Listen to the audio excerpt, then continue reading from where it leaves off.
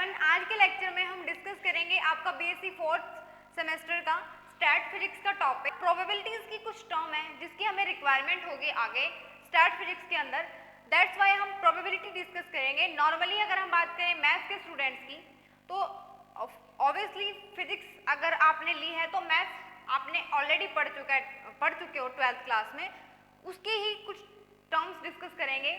लेकिन ये जो टर्म है हम फास्टली डिस्कस करेंगे क्योंकि ये टर्म आपको पता है। तो स्टार्ट करते हैं। सबसे पहले basic idea about probabilities. Probabilities आपको पता है, प्रोबेबिलिटीज का मतलब क्या होता है। सबसे पहले तो आप इवेंट को समझो। इवेंट मतलब क्या है कि अगर आपने एक सिक्के को उछाला, अब वो सिक्के को उछालना क्या है, इवेंट है। अब उस इवेंट के दौरान कितनी पॉसिबिलिटी है कि हेड आएगा और कितनी पॉसिबिलिटी है कि टेल आएगा, वो आपको क्या देता है, टोटल प्रोबेबिलिटी देता है। या फिर अगर हम डेफिनेशन की बात करें तो डेफिनेशन हम क्या लिखेंगे,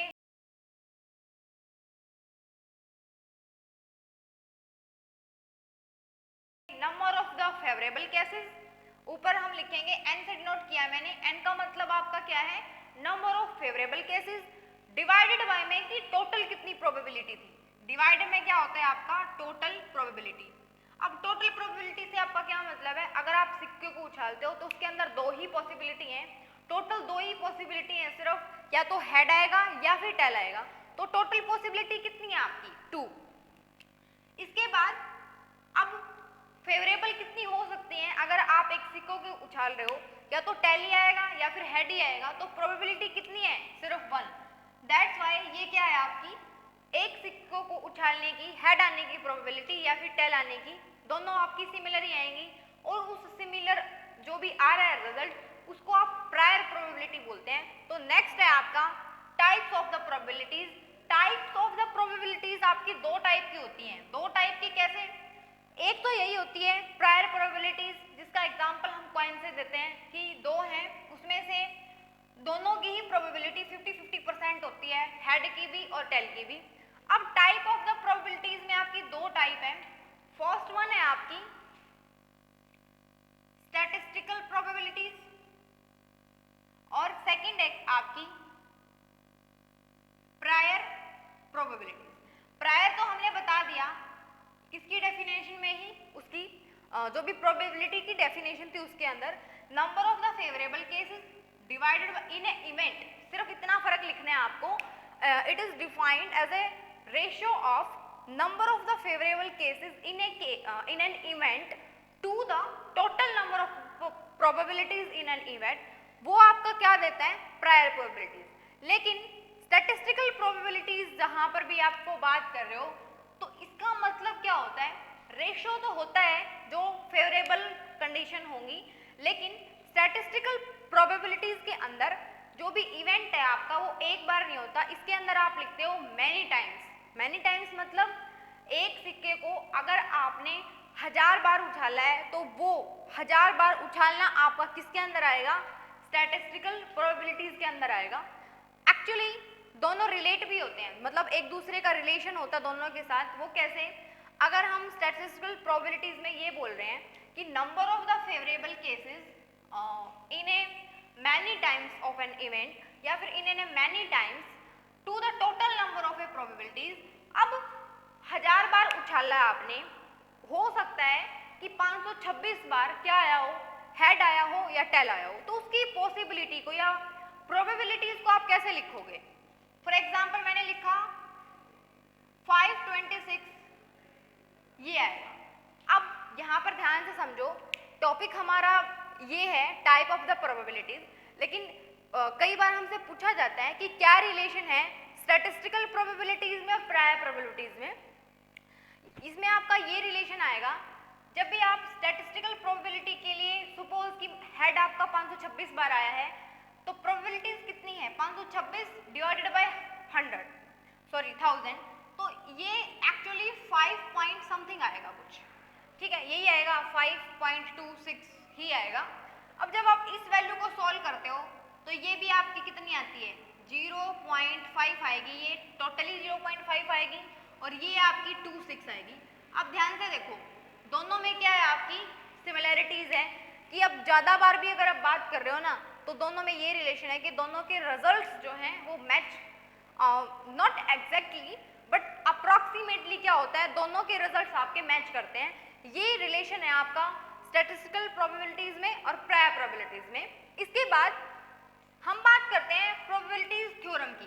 प्रोबेबिलिटीज थ्योरम ऑलरेडी आप डिस्कस कर चुके हैं, हमने पढ़ा था म्यूचुअली एक्सक्लूसिव इवेंट और independent event. Mutually exclusive event के लिए आपको यहाँ पर लिखना है। जब भी आप बात करेंगे additional theorem of the probabilities के लिए, तो इसके लिए आपको क्या लिखना है, for a mutually exclusive event. इसका मतलब क्या है, अगर आप एक सिक्के को उछाल लो, सिंपल एक ही सिक्का है, अब या तो हेड आ सकता है या टेल आ सकता है, ऐसा नहीं हो सकता कि दोनों की पॉसिबिलिटी है या फिर दोनों ही ना आए, ऐसी पॉसिबिलिटी नहीं है। मतलब एक जो इवेंट आने की प्रोबेबिलिटीज है वो दूसरे को रूल्ड आउट कर रही है कि उस टाइम पे दूसरा इवेंट नहीं हो सकता।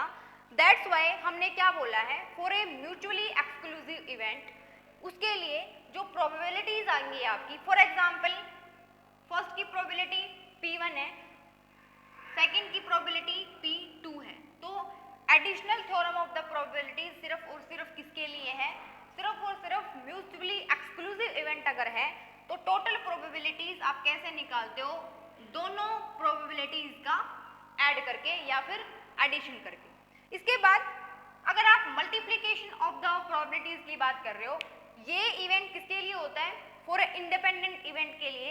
इंडिपेंडेंट इवेंट का मतलब क्या है, अगर आप दो सिक्के को उछाल रहे हो तो उस टाइम पे एक सिक्के में जो भी पॉसिबिलिटी है, हेड भी आ सकता है, टेल भी आ सकता है, लेकिन उस टाइम पे दूसरे सिक्के पे कोई रिस्ट्रिक्शन नहीं है कि वहां पर हेड आएगा या टेल आएगा।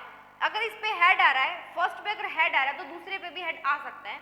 मतलब दोनों एक दूसरे की सिचुएशन को क्या नहीं कर रहे हैं, इंटरफेयर नहीं कर रहे हैं। दैट्स वाई अगर आप फॉर ए इंडिपेंडेंट इवेंट की बात कर रहे हैं तो वहां पर प्रोबेबिलिटीज कैसे निकालते हैं आप, मान लो टोटल प्रोबेबिलिटी निकालनी है आपको, तो दोनों की मल्टीप्लिकेशन के साथ। ये किसके लिए है, फॉर ए इंडिपेंडेंट इवेंट, और ये किसके लिए है, for a mutually exclusive event. Okay, इसके बाद कुछ टर्म्स पढ़ेंगे हम जिसमें नॉर्मली हमसे क्वेश्चन पूछे जाते हैं। 12th क्लास में भी हम प्रोबेबिलिटीज पढ़ चुके हैं, या फिर मैथ्स में या फिजिक्स का भी एक टॉपिक नॉर्मली यही रहता है प्रोबेबिलिटीज का। तो अगर आप बात करो टॉसिंग ऑफ द कॉइन की, अगर एक ही कॉइन है आपके पास तो कितनी पॉसिबिलिटी है, या तो हेड आ सकता है या टेल आ सकता है। इसके बाद अगर आप एक डिस्क को टॉस करते हो, सबसे पहले आपके पास सिचुएशन आएगी 1-1 की। 1-1 इन द सेंस यहाँ पर सिर्फ 1 ही कॉइन है और यहाँ पर मैंने लिखा है 2 कॉइन्स, और इससे पहले भी आपका केस डिस्क का है। डिस्क के लिए क्या है, आपकी पॉसिबिलिटी कितनी है, 1 2 3 5 6। अब मान लेते हो ये अगर आपने एक डिस्क को उछाला तो कितनी प्रोबेबिलिटी है कि 3 आएगा, तो आंसर क्या होगा। अब 3 कितनी बार है, उसने सिर्फ 3 बोला है, तो 3 की पॉसिबिलिटी 1 है, तो 1 डिवाइडेड बाय 6।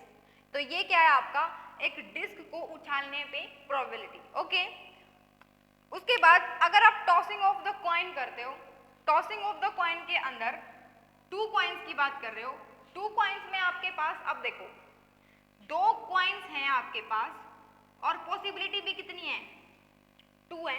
तो पॉसिबिलिटी अगर 2 है आपकी, तो यहाँ पर आप इसको कैसे लिखोगे, या तो दोनों के ऊपर हेड आ सकता है या फिर दोनों के ऊपर टेल आ सकता है। एक के ऊपर हेड, एक के ऊपर टेल और एक के ऊपर हेड, सिर्फ ये 4 ही पॉसिबिलिटी है। अब टॉसिंग ऑफ, हमें यहाँ पर सिर्फ टोटल पॉसिबिलिटी ही डिस्कस करनी है। क्वेश्चन डिस्कस करने के लिए हमारे पास हर एक के, अगर हमें टोटल केसेस पता है तो इजीली हम प्रोबेबिलिटीज फाइंड आउट कर सकते हैं। इसके बाद अगर आप 2 डिस्क की बात कर रहे हो, जैसे 1 के लिए आपके पास क्या था, 1 2 6 1 2 3 5 6 ऐसे था। इसके बाद अगर 2 को करोगे तो उसके लिए आपके पास कितनी प्रोबेबिलिटीज होती हैं, अब टोटल कितनी है, 6 है। कितनी बार उछाल रहे हो, 2 बार, तो 6 की पावर 2, यानी कि डिस्क में कितने नंबर हैं आपके वो नीचे और कितनी बार उछाल रहे हो वो ऊपर। इस तरीके से आप क्या फाइंड आउट कर सकते हो, तो 6 × 6 कितना आएगा आपका 36। तो टोटल पॉसिबिलिटी कितनी है आपकी 36। किसके केस में, 2 डिस्क के केस में। लिखते कैसे हैं इसको, जैसे फर्स्ट डिस्क पे 1 1 1 2 1 3 इस तरीके से 6 तक जाना है आपको, 2 1 2 2 2 3 इस तरीके से। तो ये आपकी क्या है, कुछ पॉसिबिलिटीज हैं। इसके बाद अगर हम बात करें टोटल प्रोबेबिलिटीज की, टोटल प्रोबेबिलिटीज आपकी ऑलवेज 1 होती है। 1 कैसे, वो देखते हैं अभी। प्रोबेबिलिटीज इन एक्चुअली अगर हम क्वांटम मैकेनिक्स की बात करें, एक्चुअली आपका 4th सेमेस्टर है तो आई थिंक आप नहीं जानते कि क्वांटम मैकेनिक्स क्या होती है, लेकिन नॉर्मली अगर हम बात करें प्रोबेबिलिटीज की तो प्रोबेबिलिटीज कभी भी 0 नहीं होती है, ऑलवेज आपकी 1 आएगी। और 1 कैसे आएगी, जैसे नॉर्मली एग्जांपल लेते हैं, सिक्के को उछाल रहे हो तो उसके अंदर आने की प्रोबेबिलिटी कितनी है और ना आने की प्रोबेबिलिटी कितनी है, उन दोनों का एडिशन आपका किसके इक्वल होना चाहिए, आपका 1 के इक्वल होना चाहिए। वो आपको क्या देता है, टोटल प्रोबेबिलिटीज देता है। अब टॉपिक का नाम में भी बुक में डिफरेंट हो सकता है, लेकिन सिंपल सी बात है, अगर आप एक कॉइन को उछाल रहे हो, वहां पर हेड आने की कितनी प्रोबेबिलिटी है, हाफ। अब नहीं आने की कितनी प्रोबेबिलिटी है, ये हमें कैसे पता चलेगा, जरूरी नहीं है।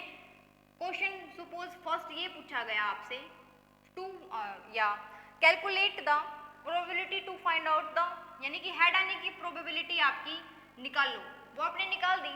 लेकिन सेकंड क्वेश्चन में आपसे पूछा जा रहा है कि हेड ना आने की प्रोबेबिलिटी निकालो, नो हेड फाइंड आउट, उसकी प्रोबेबिलिटीज निकालो।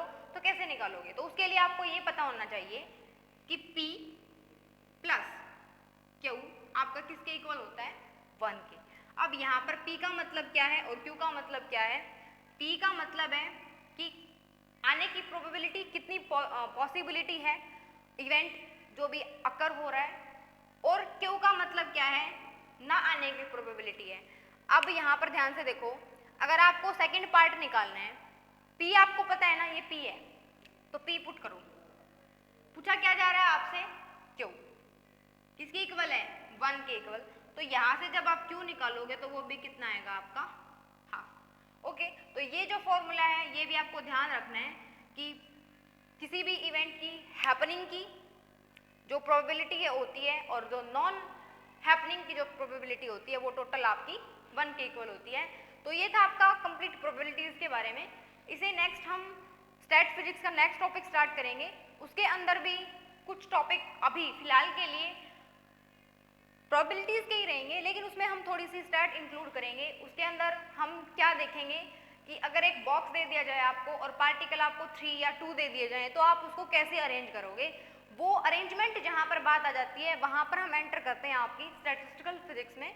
लेकिन उससे पहले प्रोबेबिलिटीज की रिक्वायरमेंट थी आपको, वो हमने अभी डिस्कस की है। तो नेक्स्ट लेक्चर में मिलते हैं, थैंक यू।